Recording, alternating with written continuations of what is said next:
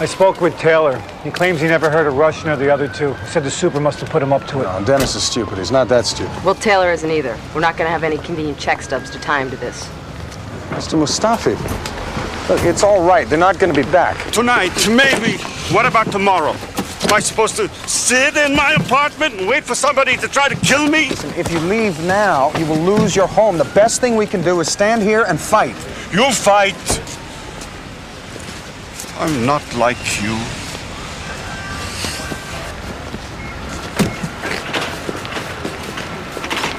Some things you can fix. Some things maybe you shouldn't try. I appreciate you seeing me, Mr. Potter. You want something? Oh, yes, sir, I do. My neighbors, your former tenants, they're being evicted from their homes. It would appear that Mr. Taylor has been less than honest about his intentions. Disappointing. Oh, yes, it is. He intends to demolish the building, the entire block, in fact. This gives you pause. Huh? You're beginning to wonder if you did the right thing. No, sir. Nonsense! You saw glory, little people rising up, throwing off the yoke of tyranny. The people don't like to succeed, Fraser. It's a lot of responsibility. Think of it. You tell a man he's going to die, he can accept that. You've given him a certainty.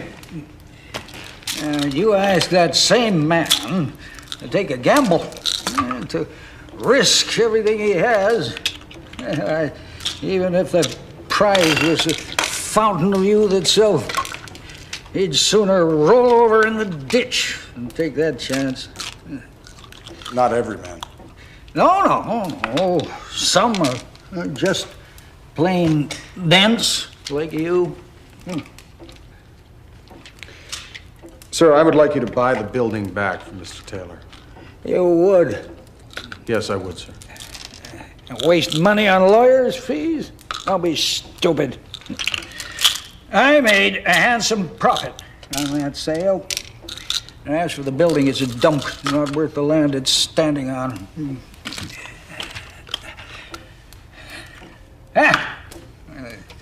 If I hadn't found me a buyer,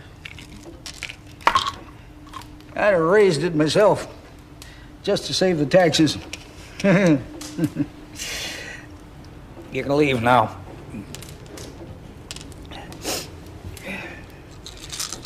Yeah. Throw another log on before you go. It's cold in here. Yes, I would imagine it is. Get out!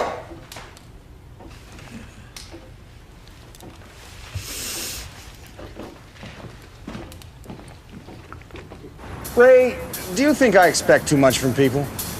Well, take our climbing up the side of this building, for example. Okay. Is the building on fire? No. Is there a helpless person trapped up on the roof? No.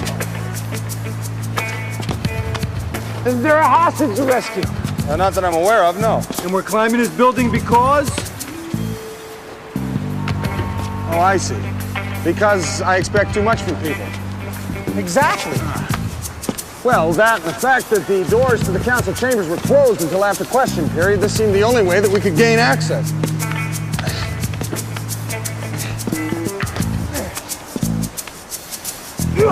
Fraser! Fraser! Oh, sorry. Here. All right? Yeah, no problem.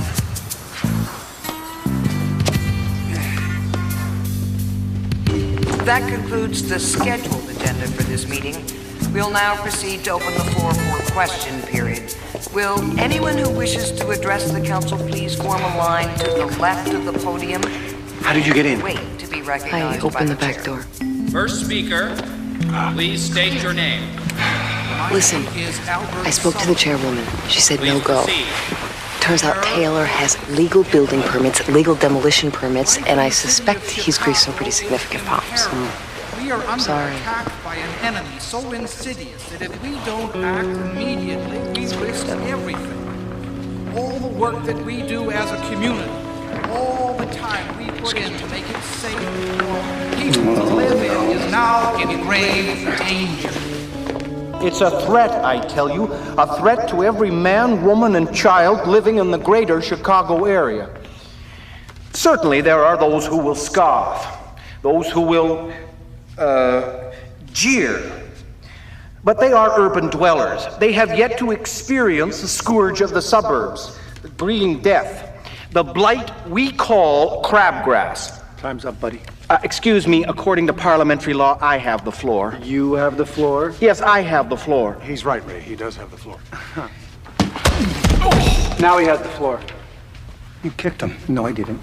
The man is unconscious. You lost him. The chair recognizes... Benton Fraser, Royal Canadian Mounted Police.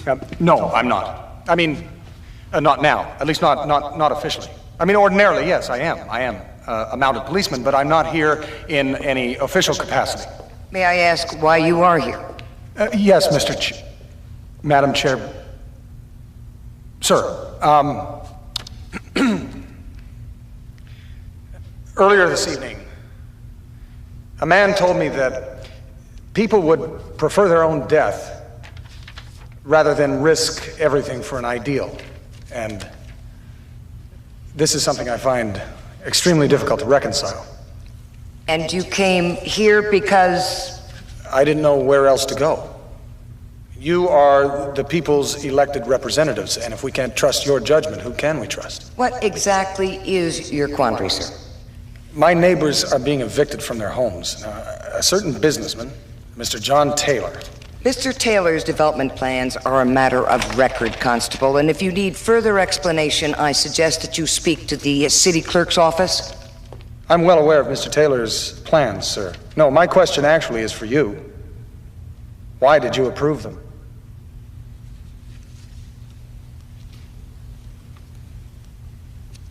Do you represent anyone besides yourself, Constable? Sir? These other tenants, your neighbors, where are they tonight? Well, they are not here tonight. They were unable to attend. So you're only here to speak for yourself, and these 50 tenants, for all we know, they may not even exist. No, I assure you, sir, that really is not the situation. Time. Excuse me? Time. Time's up. Step down. Oh, sorry, I don't understand. Each speaker has 1 minute, Constable, and I'm afraid if you wish to say any more, you'll have to come back tomorrow night. May we have the next speaker, please? Point of order, Madam Chairman. We'll get to you, sir.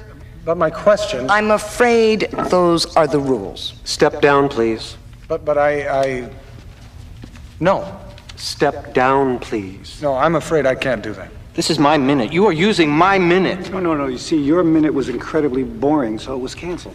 Constable, I'm going to have to insist that you leave the podium. No. Excuse me? With all due respect, sir, I refuse to yield the floor. Point of personal privilege, Madam. That man is exhausted? Oh, God, a filibuster. He's going to filibuster. What? He's going to talk us to death. We'll be here all night. I don't have time for that. I'm a city councilman, for God's sakes. Got a golf game in the morning. You know you're wasting your time. Possibly. The best you're going to get is a bad case of laryngitis. Probably. Lozenges? Cherry flavored? On my way. Thank you kindly. I could have packed the place if you waited for the morning edition. What about a TV crew? And Lucy exclusive? No. My grandmother gave me that book for my birthday. Do unto thy neighbor. You would have thought at least some of them would have shown. But my grandmother failed to see how rooting about in the dirt with a toy bulldozer was going to broaden my horizons. I was resentful, naturally. So the next day I took the present and I attempted to feed it to a passing walrus. Successfully, I might add. Oh, God. At least you didn't start with Geronimo.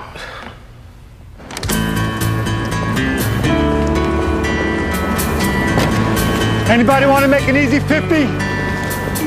All right, how about 100? 100 apiece. All you got to do is listen to some Canadian quote an American revolutionary. Which revolutionary? Like it makes a difference? $100 upstairs. For my 7th birthday, I I requested a go-kart, but I received a book. My 8th birthday, I wanted a Johnny 7, but again, I received another book. On my 9th birthday, I wanted a guppy, but again, I received another book. And finally, by my 11th birthday, I realized that my toy box contained virtually no toys at all. Rather, it was lined with some of the most seditious reading material available through mail order. All right, anybody else? Come on, I got free money here. $100 to listen to some Canadian quote an American revolutionary. Thank you very much. Upstairs, council chambers. No, I haven't been drinking. Look, you got 10 minutes to get a camera crew down here, or I call WPOV and give him one hell of a scoop. You know me, Jack. I wouldn't do that. My word is my bond. Fine. Hi. Hi, Mari, hi. Mackenzie King here. Listen, you got 10 minutes to get a camera crew down to City Hall, or I call Jack over at WZMR and give him one hell of a scoop. No, I haven't been drinking. You always give money to strangers. This is better than money. This is a 1972 Buick Riviera, or what's left of it. You should have kept the money.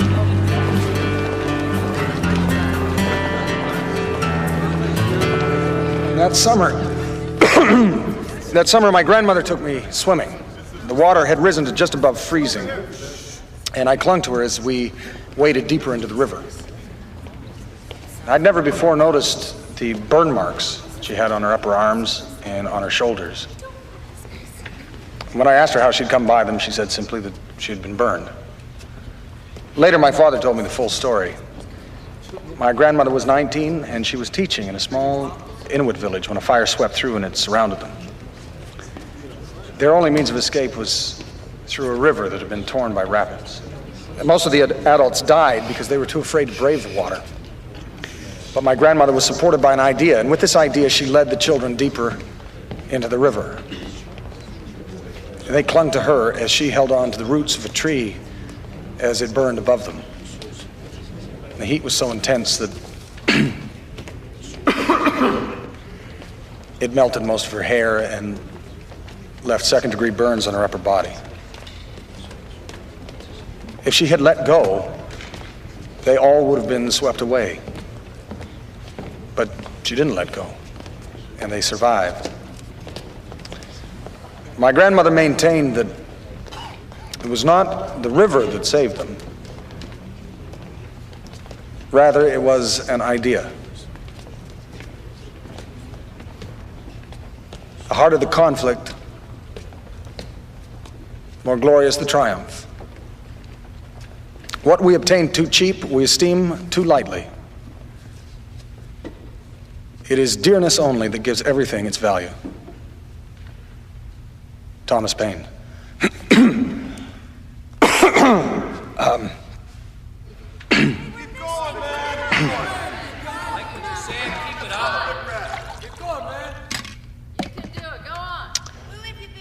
Subsequently, I made a concerted effort to work my way through my grandmother's library, although I have to confess that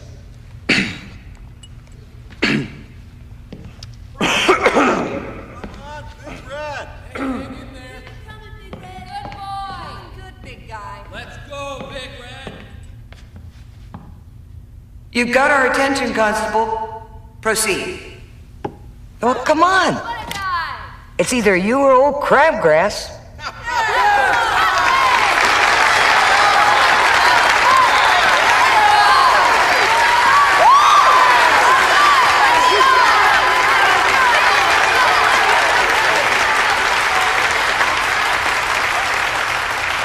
You're not fooling anyone.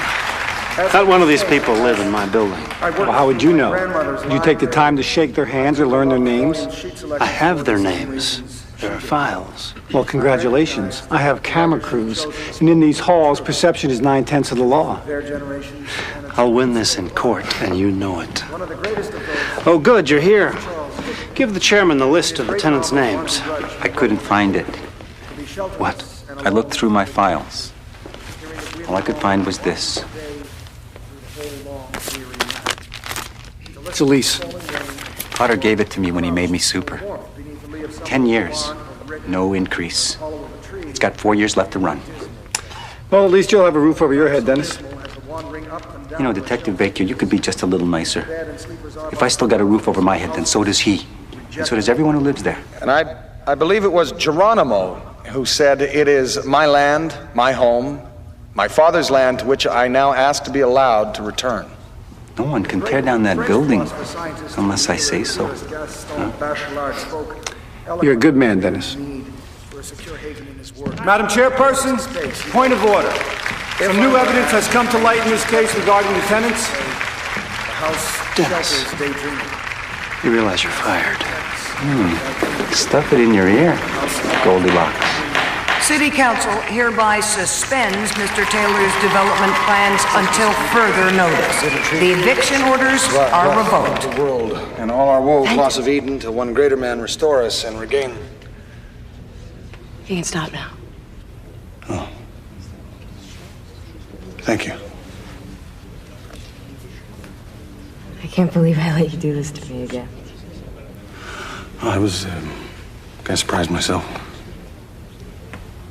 Never again, understand? Understood. Good. Okay. Okay. Okay. Goodbye. Oh, yes. Goodbye. Goodbye. Thanks. Thank you kindly.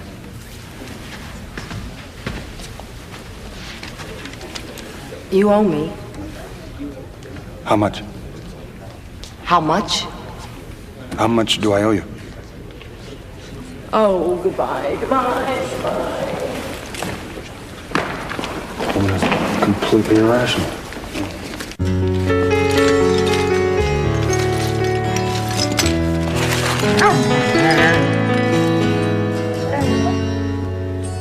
Oh, yes, I'm sorry, but we can always get you another one.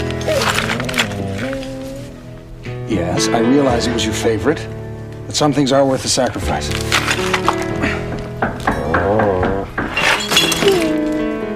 Ingrate. We heard your place was a mess.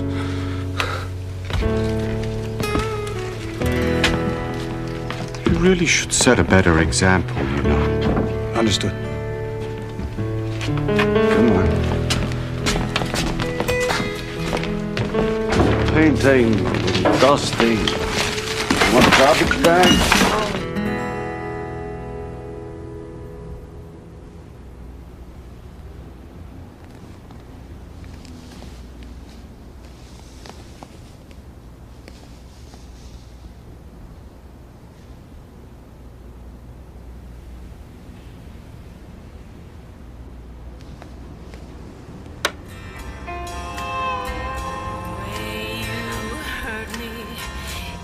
It's a wonder I'm still here at all.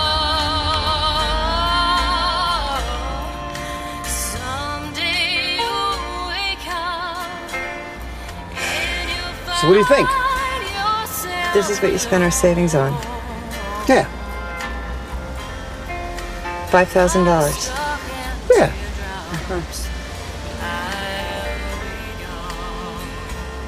Well, I bought it for you. Frey, it's a 1972 Buick Riviera.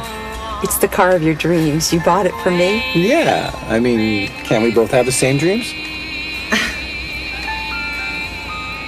Okay, so when do I get to drive it? When do you get to drive it? Yeah. When? All right. Now. Okay. Well, not now. Oh. Not now. Maybe later now. What do you mean, like never now? Like maybe not in your lifetime now? Oh, come on. Let's not go there. Come on, give me a kiss. Why? Because you love the car? I don't. You will. In your dreams.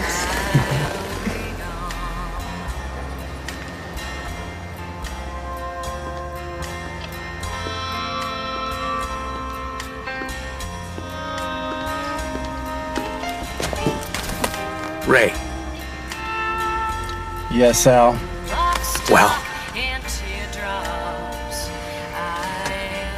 I'll give you $1,000. Ray. Come on, Al. It's all I got left. Come on. Deal. You get it washed.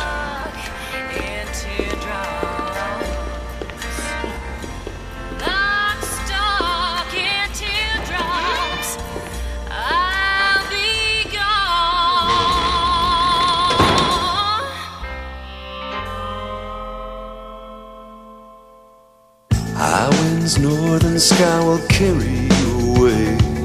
You know you have to leave here. You wish that you could stay. There's 4 directions on this map, but you're only going one way. Due south, that's the way I'm going.